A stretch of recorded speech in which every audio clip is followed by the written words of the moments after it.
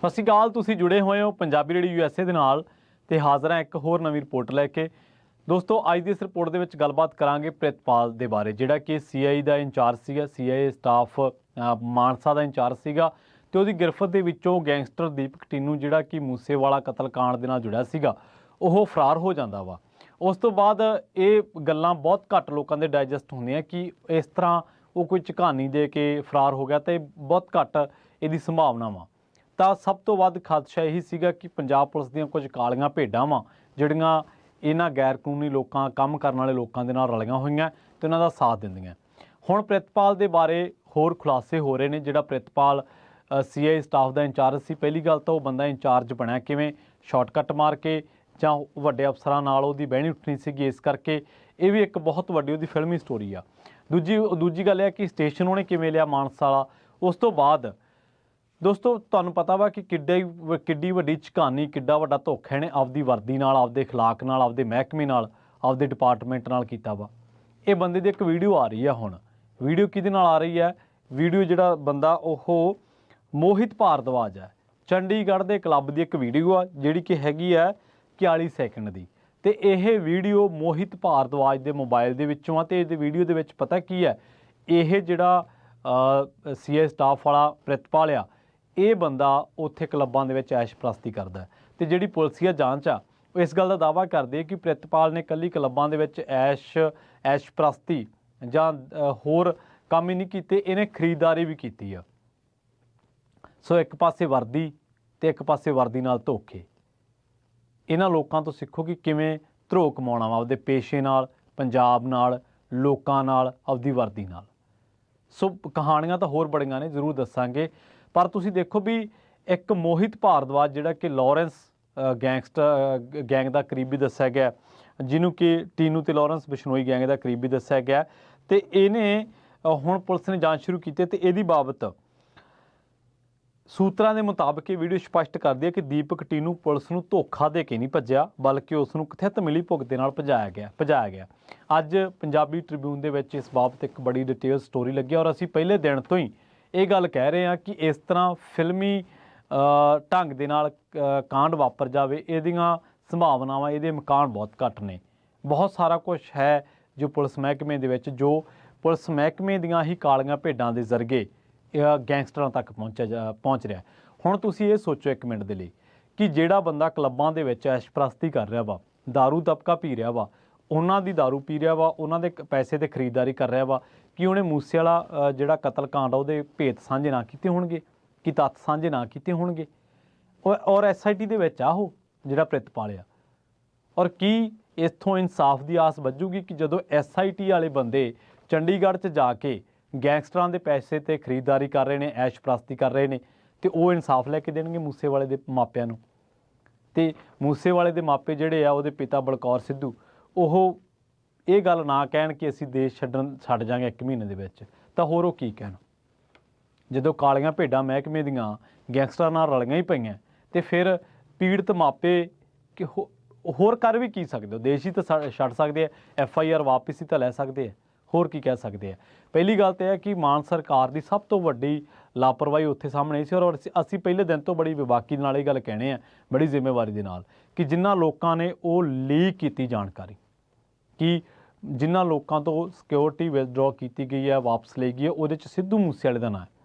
ਔਰ ਉਹਨੂੰ ਲੀਕ ਕਰਨਾ, ਉਹਨੂੰ ਪ੍ਰਕਾਸ਼ਿਤ ਕਰਨਾ, ਉਹਨੂੰ ਫੈਲਾਉਣਾ, ਔਰ ਇਸ ਤਰੀਕੇ ਨਾਲ ਫੈਲਾਉਣਾ ਕਿ ਸਰਕਾਰ ਦੀ ਵਾਹ-ਵਾਹ ਹੋਵੇ। ਤੇ ਉਸ ਤੋਂ ਬਾਅਦ 24 ਘੰਟੇ ਨਹੀਂ ਪੈਂਦੇ, 28 ਤਰੀਕ ਦੀ ਗੱਲ ਆ, 29 ਤਰੀਕ ਨੂੰ ਕੀ ਹੁੰਦਾ ਵਾ, ਮੂਸੇਵਾਲੇ ਦਾ ਕਤਲ ਹੋ ਜਾਂਦਾ ਜਵਾਰ ਕੇ ਪਿੰਡ ਦੇ ਵਿੱਚ। ਔਰ ਅਗਲੇ ਦਿਨ ਦੇ ਆਥਣ ਦੇ 6 ਨਹੀਂ ਵੱਜਦੇ, ਸ਼ਾਇਦ 5:30 ਵਜੇ ਦੀ ਘਟਨਾ ਵਾ ਜਿਹੜੀ ਇਹ ਵਾਪਰੀ ਹੈ।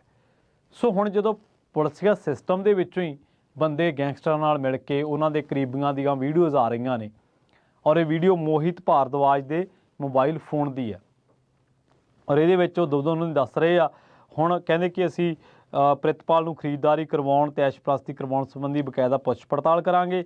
ਤੇ ਇਹ ਜਿਹੜਾ ਮੋਹਿਤ ਹੈ, ਮੋਹਿਤ ਭਾਰਦਵਾਜ, ਇਹ ਤੋਂ ਇੱਕ US ਦੀ ਬਣੀ ਪਿਸਤੌਲ ਵੀ ਜਿਹੜੀ ਸਪਲਾਈ ਕਰਨ ਤੇ ਉਹਦੀ ਵਰਤੋਂ ਕਰਨ ਸੰਬੰਧੀ ਪੁੱਛ ਪੜਤਾਲ ਕੀਤੀ ਜਾ ਰਹੀ ਹੈ।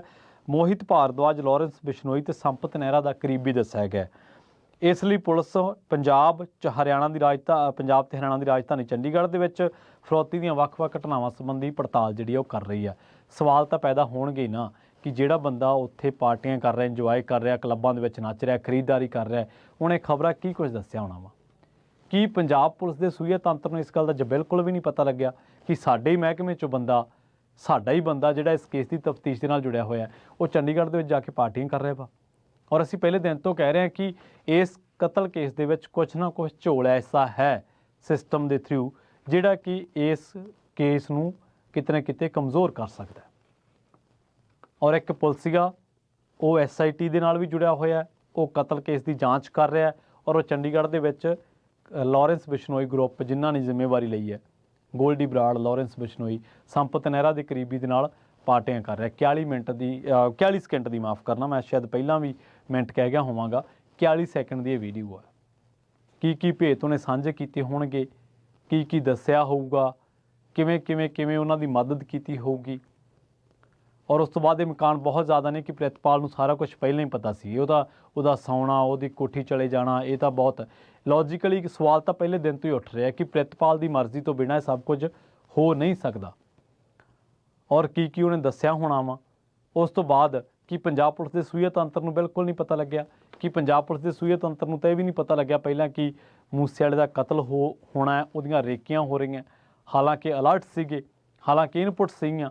ਔਰ ਉਸ ਤੋਂ ਬਾਅਦ ਉਹਨੂੰ ਖਿਆਲਾ ਪਿੰਡ ਦੇ ਵਿੱਚ ਗੈਂਗਸਟਰ ਲੁਕੇ ਰਹੇ, ਪੁਲਿਸ ਦੀਆਂ ਗੱਡੀਆਂ ਕੋਲ ਦੀ ਲੰਘਦੀਆਂ ਰਹੀਆਂ, ਪੁਲਿਸ ਨੂੰ ਫਿਰ ਵੀ ਨਹੀਂ ਪਤਾ ਲੱਗਿਆ। ਔਰ ਜਦੋਂ ਦਿੱਲੀ ਪੁਲਿਸ ਨੇ ਫੜਾ ਕੇ ਦੇ ਤੇ ਗੈਂਗਸਟਰ, ਦੋਵਾਂ ਦੇ ਇਹਨਾਂ ਨੇ ਐਨਕਾਊਂਟਰ ਕੀਤਾ ਵਾ, ਅਤੇ ਉਸ ਤੋਂ ਬਾਅਦ ਇਹਨਾਂ ਕੋਲੋਂ ਫੜੇ ਵੀ ਨਹੀਂ ਰੱਖੇ ਗਏ। ਸੋ ਉਸ ਤੋਂ ਬਾਅਦ ਸਵਾਲ ਤਾਂ ਬਹੁਤ ਉੱਠਣਗੇ। ਅਤੇ 16 ਜੂਨ 2022 ਨੂੰ ਵਿਰੋਧੀ ਧਿਰ ਦੇ ਨੇਤਾ ਨੇ ਪ੍ਰਤਾਪ ਸਿੰਘ ਬਾਜਵਾ, ਪੰਜਾਬ ਦੀ ਟ੍ਰਿਬਿਊਨ ਦੇ ਵਿੱਚ ਇੱਕ ਖਬਰ ਛਪੀ ਹੈ, ਇੱਕ ਸਟੋਰੀ ਛਪੀ ਹੈ। ਉਹਦੇ ਵਿੱਚ ਵਿਰੋਧੀ ਧਿਰ ਦੇ ਨੇਤਾ ਪ੍ਰਤਾਪ ਸਿੰਘ ਬਾਜਵਾ ਨੇ ਦੋਸ਼ ਲਾਏ ਸਨ ਕਿ ਪੰਜਾਬ ਪੁਲਿਸ ਦੇ ਕਈ ਸੀਨੀਅਰ ਪੁਲਿਸ ਅਫਸਰ ਗੈਂਗਸਟਰਾਂ ਦੇ ਸੰਪਰਕ ਦੇ ਵਿੱਚ ਨੇ। ਉਹਨਾਂ ਨੇ ਹੋਰ ਵੀ ਦੋਸ਼ ਲਾਏ ਸਨ, ਪਰ ਇਸ ਤੋਂ ਬਾਅਦ ਵੱਡਾ ਸਵਾਲ ਇਹ ਹੈ ਕਿ ਕੀ ਪੰਜਾਬ ਪੁਲਿਸ ਨੇ ਇਹਨਾਂ ਦੋਸ਼ਾਂ ਦਾ ਖੰਡਨ ਕੀਤਾ। ਵਿਰੋਧੀ ਧਿਰ ਦੇ ਨੇਤਾ ਦਾ, ਜਿਹੜਾ ਕਿ ਸੰਵਿਧਾਨ ਦੇ ਮੁਤਾਬਕ ਮੁੱਖ ਮੰਤਰੀ ਦੇ ਬਰਾਬਰ ਦਾ ਰੁਤਬਾ ਰੱਖਦਾ। ਮੁੱਖ ਮੰਤਰੀ ਜਿਹੜਾ ਉਹ ਚੁਣੇਗੀ ਧਿਰ ਦਾ ਨੇਤਾ, ਅਤੇ ਜਿਹੜਾ ਵਿਰੋਧੀ ਧਿਰ ਦਾ ਨੇਤਾ ਉਹ ਉਸ ਪਾਰਟੀ ਦਾ ਨੇਤਾ ਜਿਹੜੀ ਅਪੋਜੀਸ਼ਨ ਦੇ ਵਿੱਚ ਹੈ। ਖੈਰ, ਉਸ ਤੋਂ ਬਾਅਦ ਹੁਣ ਲੰਘੇ ਦਿਨ ਇੱਕ ਖਬਰ ਛਪੀ ਹੈ ਲੁਧਿਆਣਾ ਤੋਂ, ਦੀ ਟ੍ਰਿਬਿਊਨ ਦੇ ਵਿੱਚ ਇਹ ਛਪੀ ਆ। ਆਸਟ੍ਰੇਲੀਆ ਦਾ ਇੱਕ ਜੋੜਾ ਵਾ, ਉਹਨੇ ਲੁਧਿਆਣੇ ਦਾ DSP ਰਣਧੀਰ ਸਿੰਘ, ਉਹਦੇ 'ਤੇ ਦੋਸ਼ ਲਾਏ ਨੇ ਕਿ ਸਾਡੀ ਜ਼ਮੀਨ ਹੜੱਪਣ ਵਾਲੇ ਕੇਸ ਦੇ ਵਿੱਚ ਇਸ ਬੰਦੇ ਦੀ ਮਿਲੀ ਭੁਗਤ ਹੈ। SP ਸਲਵਿੰਦਰ, ਤੁਹਾਨੂੰ ਯਾਦ ਹੋਣਾ, ਇੰਦਰਜੀਤ ਸਿੰਘ ਦਾ ਕੇਸ ਯਾਦ ਹੋਣਾ। ਕਿੰਨੇ ਕੇਸ ਅਸੀਂ ਜੇਲ੍ਹਾਂ ਤੋਂ ਸਾਂਝੇ ਕੀਤੇ ਜਿਨ੍ਹਾਂ ਦੇ ਵਿੱਚ ਦੱਸਿਆ ਜਾਂਦਾ ਹੈ ਕਿ ਭਾਈ ਜੇਲ੍ਹ ਵਾਲਾ ਮੁਨਸ਼ੀ ਫੜਿਆ ਗਿਆ ਜਾਂ ਸੁਪਰਡੈਂਟ ਫੜਿਆ ਗਿਆ ਜਾਂ ਕੋਈ ਹੋਰ ਡਿਊਟੀ ਕਰਦਾ ਅਮਲੇ ਦੇ ਵਿੱਚੋਂ ਬੰਦਾ ਫੜਿਆ ਗਿਆ, ਜਿਹਨੇ ਗਾਂ ਕਿਸੇ ਨੇ ਸਿਮ ਦੇਣਾ ਸੀ, ਕਿਸੇ ਨੇ ਨਸ਼ਾ ਦੇਣਾ ਸੀ। ਸੋ ਕੀ ਜੇ ਪੁਲਿਸ ਕੇ ਸਿਸਟਮ ਦੇ ਲੋਕ ਜਿਨ੍ਹਾਂ ਦੇ ਮੋਢਿਆਂ 'ਤੇ ਬਹੁਤ ਵੱਡੀ ਜ਼ਿੰਮੇਵਾਰੀ ਹੈ, ਜੇ ਉਹ ਲੋਕ ਇਸ ਤਰ੍ਹਾਂ ਗੈਂਗਸਟਰਾਂ ਦੇ ਨਾਲ ਮੌਜ ਮਸਤੀਆਂ ਕਰਨਗੇ ਤਾਂ ਕੀ ਜਿਹੜੇ ਪੀੜਤ ਮਾਪੇ ਹੈ ਉਹਨਾਂ ਨੂੰ ਇਨਸਾਫ ਮਿਲੂਗਾ। ਔਰ ਕੀ ਪੰਜਾਬ ਪੁਲਿਸ ਦਾ ਸੂਹੀਆ ਤੰਤਰ ਇੰਨੀ ਕੁ ਵੀ ਜਿਹੜੀ ਨਜ਼ਰ ਆਪਣੇ ਬੰਦਿਆਂ 'ਤੇ ਨਹੀਂ ਰੱਖਦਾ, ਜਾਂ ਇੰਨੀ ਕੁ ਵੀ ਉਹਦੇ ਕੋਲ ਸੂਹ ਨਹੀਂ ਪਹੁੰਚਦੀ ਕਿ ਉਹਦੇ ਸਿਸਟਮ ਦੇ ਬੰਦੇ ਅਤੇ ਉਹਨਾਂ ਲੋਕਾਂ ਤੱਕ ਹੀ ਸੂਚਨਾਵਾਂ ਦੇ ਰਹੇ ਨੇ, ਉਹਨਾਂ ਲੋਕਾਂ ਨਾਲ ਹੀ ਪਾਰਟੀਆਂ ਕਰ ਰਹੇ ਨੇ ਜਿਨ੍ਹਾਂ ਦੀ ਉਹਨਾਂ ਨੂੰ ਲੋੜ ਹੈ ਕਈ ਕੇਸਾਂ ਦੇ ਵਿੱਚ। ਜੁੜੇ ਰਹੋ ਪੰਜਾਬੀ ਰੇਡੀਓ USA ਦੇ ਨਾਲ। ਅਤੇ ਆਖਿਰ ਦੇ ਵਿੱਚ ਇੱਕ ਵਾਰ ਮੁੜ ਤੋਂ ਤੁਹਾਡਾ ਬਹੁਤ